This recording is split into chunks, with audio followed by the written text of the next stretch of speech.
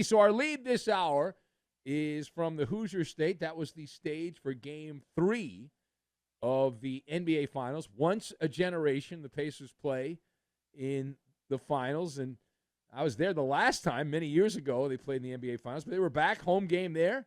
Shai Gilgeous-Alexander leading the Thunder into Indianapolis for a battle with Tyrese Halliburton and the Pacers. Where are you watching? Of course you were not watching, based on the ratings. Crickets. But don't worry. We watched so you would not have to. The life of a mensch, our good mitzvah of the day. And it was a secondary actor that took over. Benedict Mathurin, 27 points off the bench.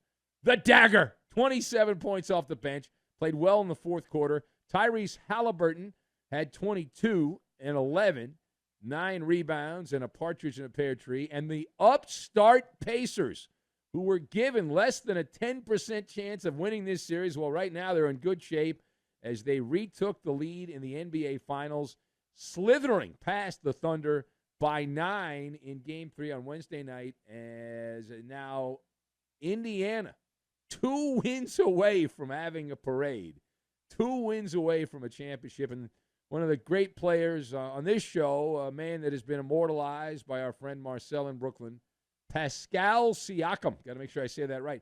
21 points for Indiana. So the Pacers, who lost Game 2 in a rout, a non-competitive Game 2, and then had about 7 weeks off, they come back, they get the win. So they improve now to 10-0, 10-0 since mid-March in the game following a loss. So if they just do that, if they just win every other game since they won Game 1 using Maller math, they are going to be crowned the champions of the NBA. Now, Game 4, shockingly, will be played on Friday night. I hope the players can deal with that, having only one day off between the games. But the better story is where? Have I trained you like Pavlov's dogs? Yes. The losing locker room. So let us discuss the question. Who wears the shame bell for SGA's OKC team that did have a small lead going to the fourth quarter, and they blew it, a 5-point lead going to the fourth quarter, and they were outplayed by a wide margin by Indiana in Game 3 of the finals. So who wears the shame bell? I've got house keys, booster, and lecture. And we will combine all of these things together, and we are going to make cotton candy, because that's what I saw from Oklahoma City in the fourth quarter. They played like cotton candy. In terms of the shame bell, and there's one thing we love in overnight sports radio, is pointing the finger and giving the shame bell.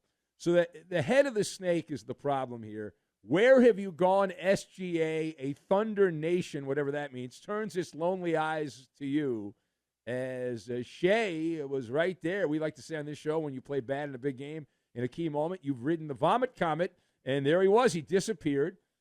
It's kind of like when you're looking to leave the house and you forgot where you put the keys, and you're kind of digging around the junk drawer, and you can't find the house keys. That you know they're in the junk drawer, the junk drawer, and you can't find them. Right? You're like, what's going on? Anyway, how bad was he?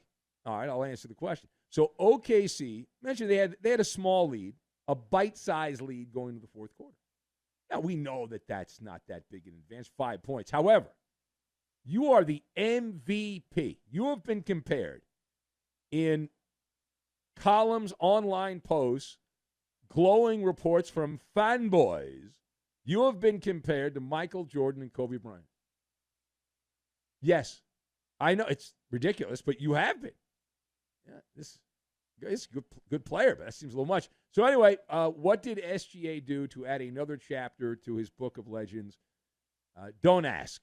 He grabbed a pillow and a blankie, and he took a nap. Shai's fingerprints were all over this one. He had a very ugly stat line as Shai GilgeousAlexander, 3 points, 1 rebound, and had as many assists as you and I had, none, and 1 turnover in the fourth quarter. He was not the player that he had been, getting the calls, getting the separation. Everything was a little off. And that became problematic as Indiana was able to take advantage there, and the Pacers get her done. And let's hear from the man of the hour, SGA here, pointing out that, hey, the other guys over there, they were scratching and clawing a bit. Take a listen. Yeah, they were aggressive. They were higher on the pick and rolls. They really were just, like Coach said, more aggressive, more forceful. That's right. Yeah, we got to, starts with me, but we got to apply that pressure back. Well, you're the MVP. You're a $300 million guy. You're all that. Come on. Got to get it done. All right. Well, what about game number 4? That's the next game here. Do you have any thoughts on that you'd like to share with the class? It felt like they won all the 50-50 plays. They executed on both ends of the ball. You're still going. When you give those two things up, and no matter what quarter, you're probably going to lose the quarter. Especially, and then it goes back to especially on the road in a hostile environment. There are crowds behind them. So, yeah, we got to take care of those things if we want to come out of game 4 with a dub. Okay, with the dub. All right, very nice. All right, so here we go. Again, he sucked at a time you cannot suck. And you can't do that in the finals and all that stuff. This is a legacy situation, and he was a bird without wings, unable to take off there in the fourth quarter. But in general, Oklahoma City, as was mentioned here, was just out-hustled. You don't have to be an NBA coach or some kind of highfalutin insider to know. You just have to be able to know ball. We know ball. Do we not know ball? Come on, we know ball. We are experts at ball. So in general, Oklahoma City was just bad all the way around late in the game. But thanks to Indiana backup, as we mentioned, the star of the show, Benedict Mathurin, the math was math in there, 27 points. The Thunder outscored by 31 points, I believe, if my math is correct. Maybe it was 21. It was a lot. I think it was 31. Anyway, it was like a lot of bench points, most of it from Mathurin. A huge advantage there in the bench points. It was 49-18. Now, page 2. So let's go to the winning locker room, which is not as good a story, but we'll go there anyway. So you have a 2-1 lead in the NBA Finals. You've got home court advantage. If you just win the home games, you're going to win the championship. So do Tyrese Halliburton and the Indiana Pacers have a stranglehold on the NBA Finals? So if you look at the comps on this, they are a hitter batting .800 at this point. The comps say, the analytics say, you are an .800 hitter. You're not Tony Gwynn. You're not Ty Cobb. You're an .800 hitter. That's beer league softball. History says the Pacers are in control.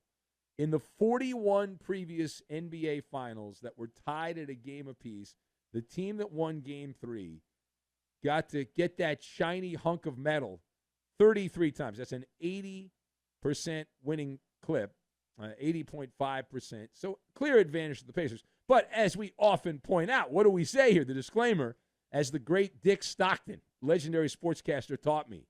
He said, Ben, stats tell you what has happened, not what's going to happen.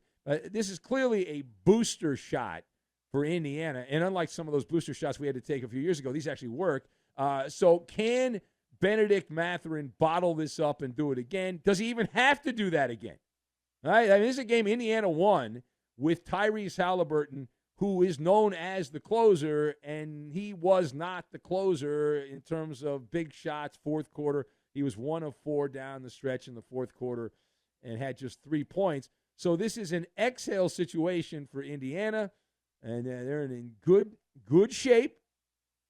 But are they really? I mean, you can't lose at home. So it's like you got to win these home games. If you just merely win the home games, you don't have to win another game in Oklahoma City. You don't have to worry about that, where SGA seems to get every call. Now, last word.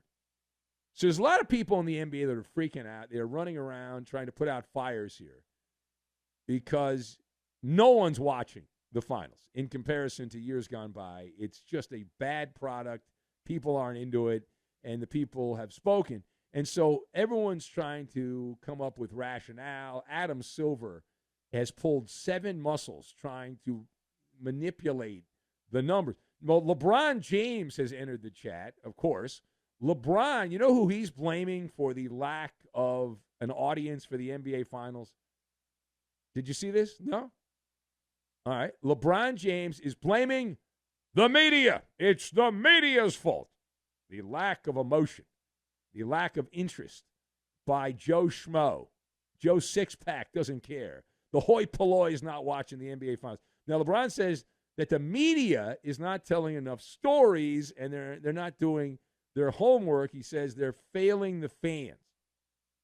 Is he right? All right, so let me begin with this.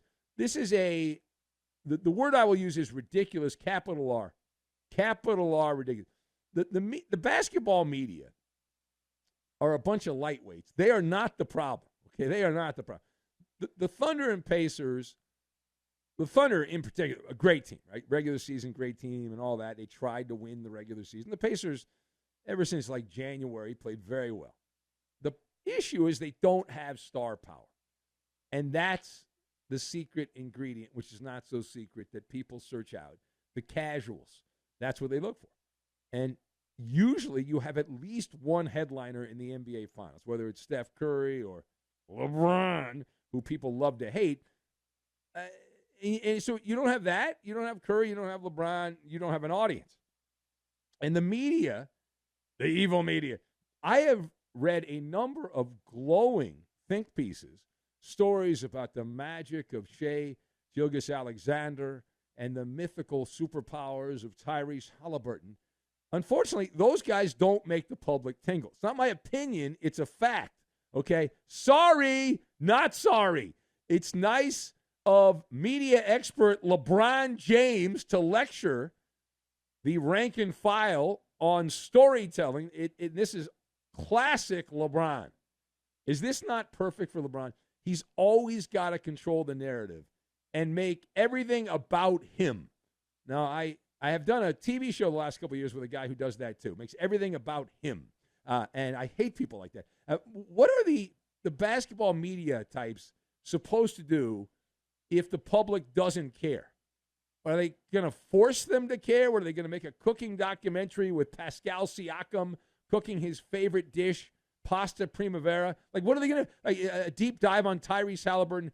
I don't know if he collects Pokemon cards or not, but it looks like he might be the guy that collects Pokemon cards. I'm not judging. I'm just saying there's no amount of storytelling, none, that can replace star power. And that is the real issue. You're starting out. It's like starting a race and you're behind by a couple of lengths at the race because the market size is a huge advantage. Right? You have bigger market. There's just more people.